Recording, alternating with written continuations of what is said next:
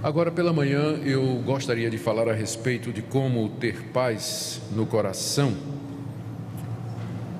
que eu entendo é um desejo de todos nós. Se você abrir, por favor, a sua Bíblia na carta de Paulo aos Filipenses, capítulo 4.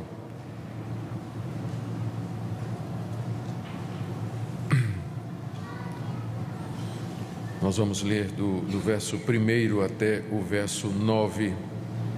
O apóstolo Paulo ensina aos irmãos da igreja de Filipos a como viver em paz, como ter paz. Portanto, meus amados, meus irmãos amados e muito saudosos, minha alegria e coroa, sim, amados, permanecei deste modo firmes no Senhor. Rogo a Evódia e rogo a Sintique, pensem concordemente no Senhor. A ti, fiel companheiro de jugo, também peço que as auxilies, pois juntas se esforçaram comigo no Evangelho, também com Clemente e com os demais cooperadores meus, cujos nomes se encontram no livro da vida. Alegrai-vos sempre no Senhor. Outra vez digo, alegrai-vos. Seja a vossa moderação conhecida de todos os homens. Perto está o Senhor. Não andeis ansiosos de coisa alguma. Em tudo, porém, sejam conhecidas diante de Deus as vossas petições, pela oração e pela súplica com ações de graças. E a paz de Deus, que excede todo o entendimento, guardará o vosso coração e a vossa mente em Cristo Jesus. Finalmente, irmãos, tudo que é verdadeiro, tudo que é respeitável, tudo que é justo, tudo que é puro, tudo que é amável, tudo que é de boa fama, se alguma virtude há e se algum louvor existe, seja isso que ocupe o vosso pensamento. O que também aprendestes e recebestes e ouvistes e vistes em mim, isso praticai, e o Deus da paz será convosco. Paulo escreveu estas palavras quando estava preso em Roma e tinha recebido uma visita de Epáfras, representando a igreja de Filipos, trazendo uma oferta para ele e informações a respeito da igreja. Essa carta é considerada um recibo de Paulo para a igreja, dizendo: eu recebi a oferta, muito obrigado. E ele aproveita para orientar a igreja em diversos assuntos que lhe foram trazidos por Epáfras. E, sem dúvida, uma das questões nas quais a igreja de Filipos precisava de orientação era como enfrentar a ansiedade, a angústia. Nós devemos lembrar que naquela época os cristãos tinham problemas similares aos nossos. Tinham problema de doença, de enfermidade, de dor, contrariedade. As coisas nem sempre caminhavam da forma como eles queriam. A busca pela paz interior e pela tranquilidade era uma busca deles, como também é a nossa. Eles tinham, contudo, um agravante, que eram as constantes perseguições e o assédio pendente da polícia local e acusações dos judeus e mais tarde dos romanos de que eles adoravam um outro rei ou serviam a um outro senhor que não a César. Portanto, a busca por viver em paz no meio de um ambiente cuja pressão era tão grande marcava os cristãos do primeiro século. Não é sem razão que boa parte dos livros do Novo Testamento eles tratam dessa questão. Como viver em paz, como vencer a ansiedade, como ter descanso nesse mundo cheio de sofrimento, de dor e de contrariedade. Aqui no capítulo 4, o apóstolo Paulo se encaminha para o final da carta, trazendo algumas orientações práticas. Ele pede unidade entre duas irmãs que aparentemente não se bicavam, não é? Está aí, verso 2, Evódia e Sintique. Paulo faz um apelo para que elas pensem concordemente no Senhor. Depois ele também ele traz uma palavra, a Epáfras, o companheiro de jugo, pede que auxilie aquelas irmãs a andarem juntas. No verso 4, ele pede que eles vivam sempre alegres, se alegrem sempre no Senhor, sejam moderados, no verso 5, e a partir do verso 6, ele traz 3 orientações sobre como não viver ansioso e experimentar a paz de Deus no coração. A primeira é orar. orar. Verso 6: não andeis ansiosos de coisa alguma, em tudo, porém, sejam conhecidas diante de Deus as vossas petições, pela oração e pela súplica, com ações de graças. E a paz de Deus, que excede todo entendimento, guardará o vosso coração e a vossa mente em Cristo Jesus. Ele se dirige para os irmãos e proíbe que eles andem ansiosos. Não andeis ansiosos de coisa alguma. A ansiedade em si, ela não é pecado, mas o viver ansioso talvez seja. Há uma ansiedade que é resultado de problemas físicos, de constituição. Tem gente que tem uma índole ansiosa, tem gente que precisa de fato de orientação médica por causa da ansiedade. Mas boa parte da nossa ansiedade tem um fundo espiritual. É falta de confiança em Deus. É falta de descansar em Deus e deixar o futuro na mão de Deus. Por isso Paulo trata a ansiedade, como estou dizendo, não é toda ansiedade e não é sempre, mas Paulo trata o viver ansioso como sendo, ele não usa a palavra pecado, mas é que está no imperativo aqui na língua grega. Quando ele diz não andeis ansiosos, ele está dando uma ordem. Significa que se nós vivermos ansiosos, nós estamos desobedecendo a palavra de Deus e, portanto, isso é pecado. Então, viver ansioso, além de ser ruim para todo mundo que está ao nosso redor, não é bom viver com gente que vive ansiosa, não é? A pessoa fica irritadiça, abatida, pavio curto, diz coisas e toma decisões precipitadas, não dorme de noite. Além do sofrimento que ela tem, ela traz problemas também, sofrimento para outros. Então, a orientação da Bíblia é: não vivam ansiosos. E não vivam ansiosos, diz aqui, de coisa alguma. Eu creio que Paulo disse isso porque pessoas há que procuram se justificar dizendo: mas pastor, meu caso é muito grave, a minha situação é diferente, o que eu estou enfrentando é algo muito grande. Talvez por isso Paulo já colocou aqui: não vivam ansiosos de coisa alguma. Não há nada que justifique o cristão viver ansioso se a razão e a causa da ansiedade é espiritual, se é falta de confiança em Deus, falta de repouso nas palavras e nas promessas de Deus. O que devemos fazer então para não viver ansiosos? Paulo diz aqui no verso 6: sejam conhecidas diante de Deus as vossas petições pela oração e pela súplica com ações de graças. Em vez de viver ansioso, ore, traga diante de Deus aquilo que lhe aflige. Ele diz aqui: petições são pedidos que você traz diante do Todo-Poderoso. Oração, que é a palavra grega mais comum para o ato de orar, que significa simplesmente chegar diante de Deus e abrir o coração. Súplica, em que você se coloca na condição de alguém dependente, impotente, sem condições de resolver seus problemas e que espera somente na misericórdia de Deus. E ações de graças, o nome já está dizendo, antecipadamente agradecendo a Deus que Ele lhe escuta e que Ele está pronto a fazer isso. Boa parte da nossa ansiedade é porque nós não oramos, nós não levamos diante de Deus, não gastamos tempo diante de Deus, colocando aos pés da cruz aquilo que nos aflige, o futuro, os filhos, os negócios, a saúde e qualquer outra coisa que ameaça tirar a nossa paz.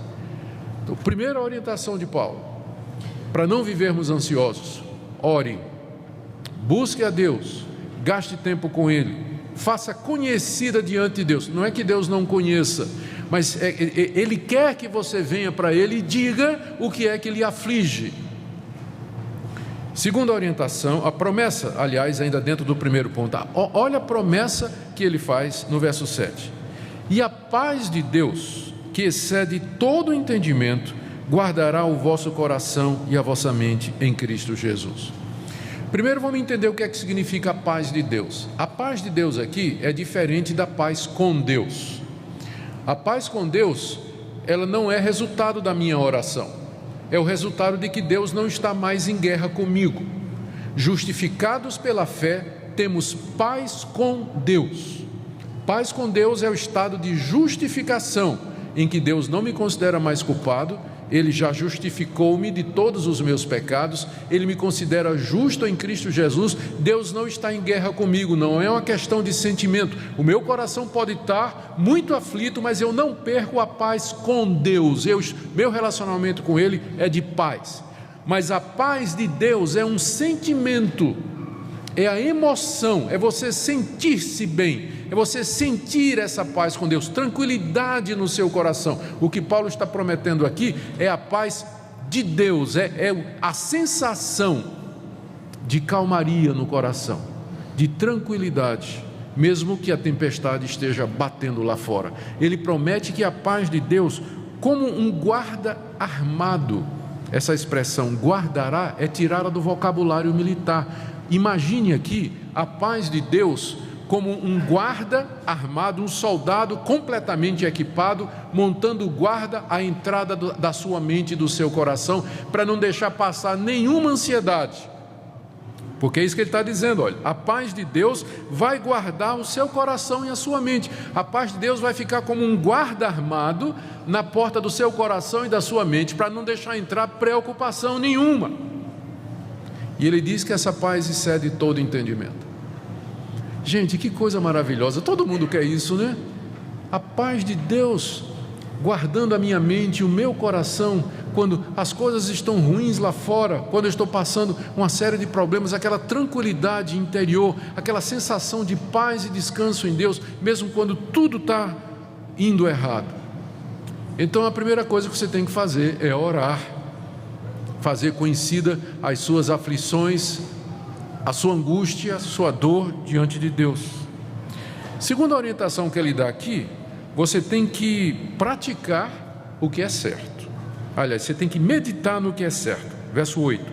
Finalmente, irmãos, tudo que é verdadeiro, tudo que é respeitável, tudo que é justo, tudo que é puro, tudo que é amável, tudo que é de boa fama, se alguma virtude há e se algum louvor existe, seja isso o que ocupe o vosso pensamento. Boa parte das nossas emoções, se não todas, elas são decorrentes daquilo que nós pensamos. Quando você começa a pensar num ente querido que faleceu, vem o sentimento de saudade, de dor. Quando você começa a pensar num problema que você vai ter que resolver amanhã, a ansiedade começa a subir no seu coração. Quando você começa a pensar naquelas notas promissórias e naqueles pagamentos que você vai ter que fazer daqui a um mês, e você olha a conta bancária, sobe aquela coisa no coração. As emoções, elas são resultado daquilo que você pensa.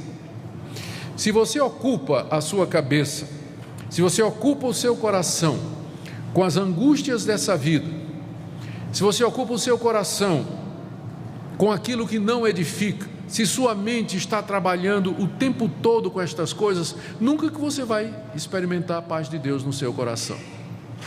Olha a orientação que Paulo dá aqui para aquela igreja. O que é que deve ocupar o meu pensamento?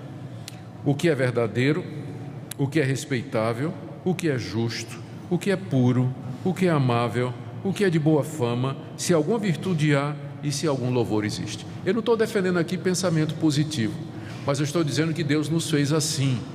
Se nós ocupamos a nossa mente com aquilo que é agradável, com aquilo que é justo, com aquilo que é verdadeiro, não é que nós não podemos pensar e planejar o que é que vamos fazer, mas a nossa mente tem que estar ocupada com as promessas de Deus, com as coisas de Deus, com a pessoa de Deus, com a convicção das promessas dele.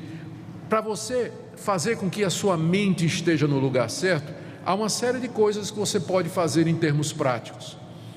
A sua cabeça é muito daquilo que você lê e daquilo que você vê. Se você passa o dia diante da televisão, se você passa o dia diante do Facebook, se você passa o dia diante das mídias sociais, vendo porcaria, vendo impureza, vendo mentira, vendo a glória humana, as coisas desse mundo, a sua mente vai se ocupar destas coisas.